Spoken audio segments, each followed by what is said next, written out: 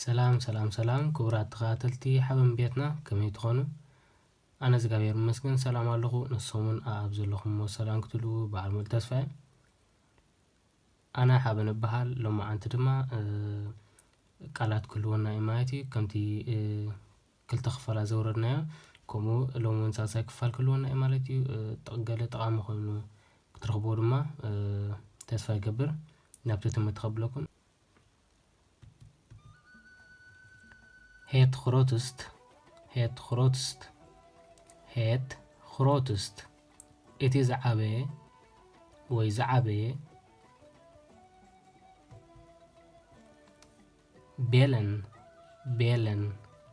ቤለን ምድዋል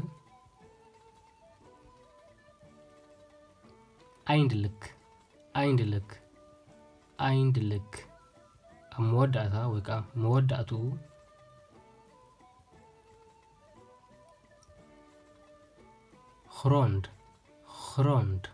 grond መሬት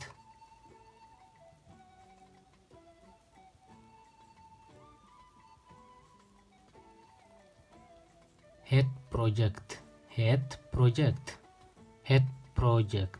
ውጥን ዲፕ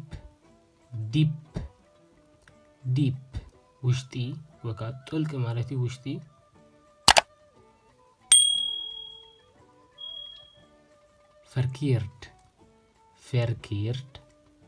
verkeerd ብጌጋ ወይ ከዓ ጌጋ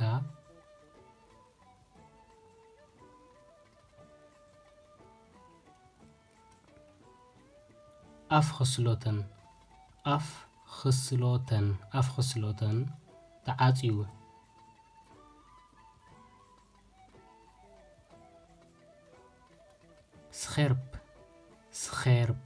scherp በሊሕ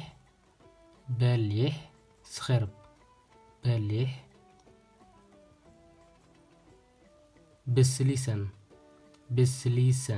ብስሊሰን ምውሳን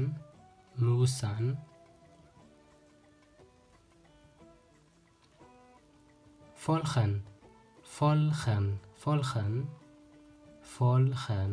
ምክትታል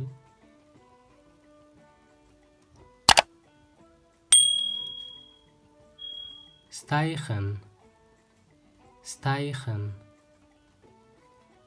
ምውሳኽ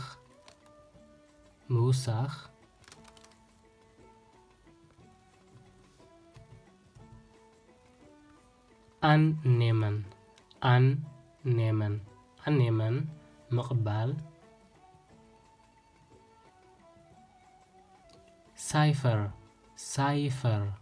ሳይፈር ቁጽሪ አንታል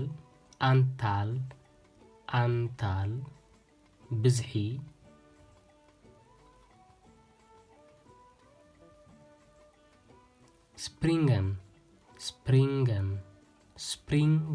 ስፕሪንገን ምዝላል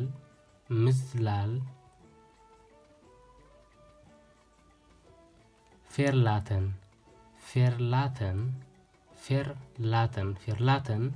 ምግዳፍ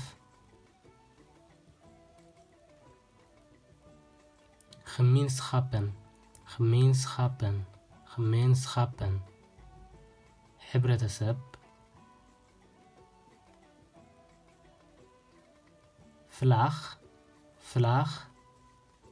ፍላግ ባንዲራ ላንድ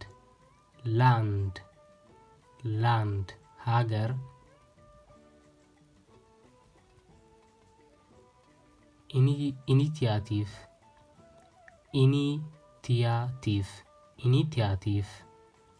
ኢኒቲያቲቭ ተበግሶ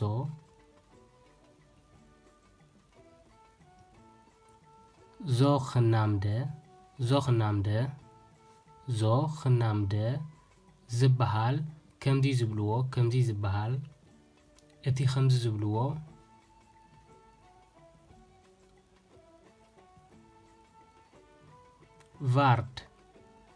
waard waard ዋጋ ዘለዎ ነገር ዝኾነ ነገር waard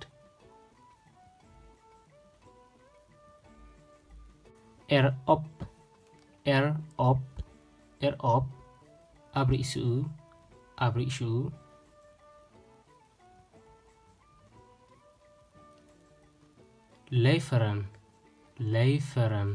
leveren ምርካብ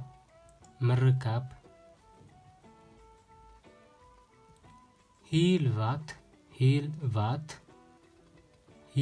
wat ብዙሕ trekken ምስሓብ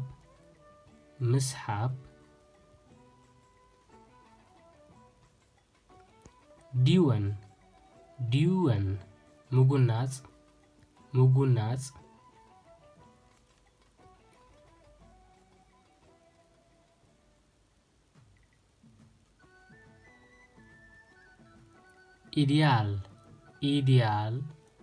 ኢዲያል ዝበለጸ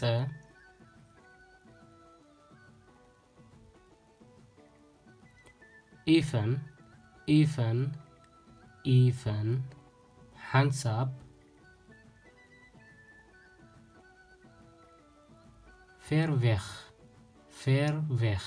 ፌርቬኽ ርሑቕ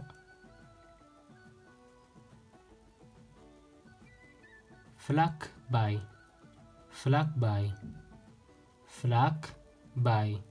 ቀረባ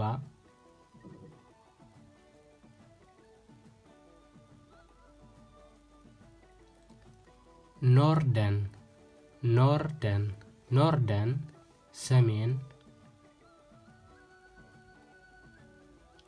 ዛዩደን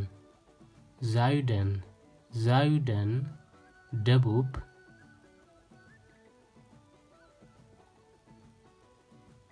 ኦስተን ምብራቅ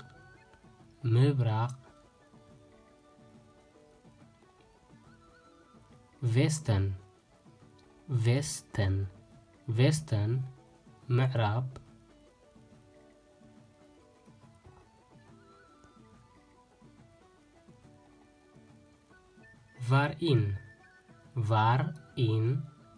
ቫርኢን ኣብ ምንታይ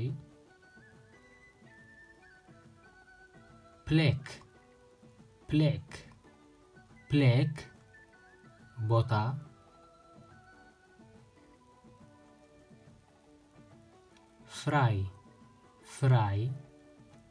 ፍራይ ናጻ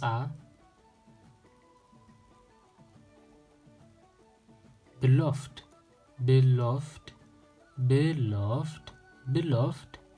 ቃል ምእታው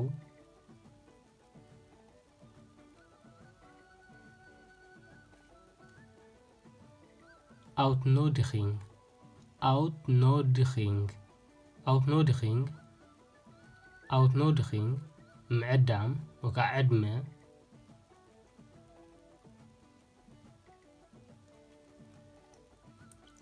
ዳርነት ኣብኡ ኣቐድም ኣቢሉ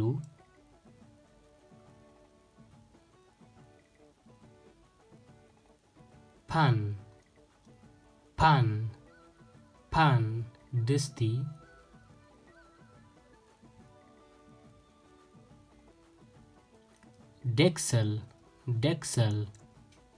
ደክሰል መኽደኒ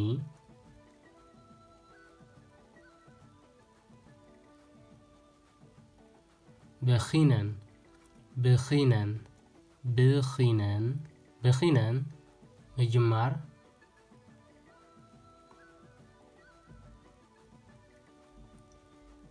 ኣፍ ማከን ምውዳእ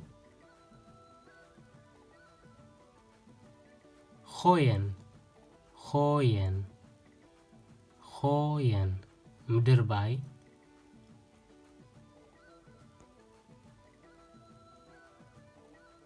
ፋንገን fangen مقلب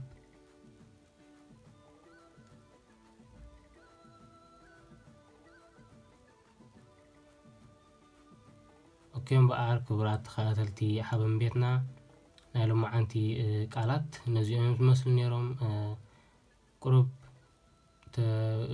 تحجزكم تكون تسفى እንዳገበርኩ ማለት እዩ አካል ክፋል ክንረኸብ ኢና ማለት እዩ ክሳብ ኣብ ዝመጽእ ንረኸብ ሰሰናይ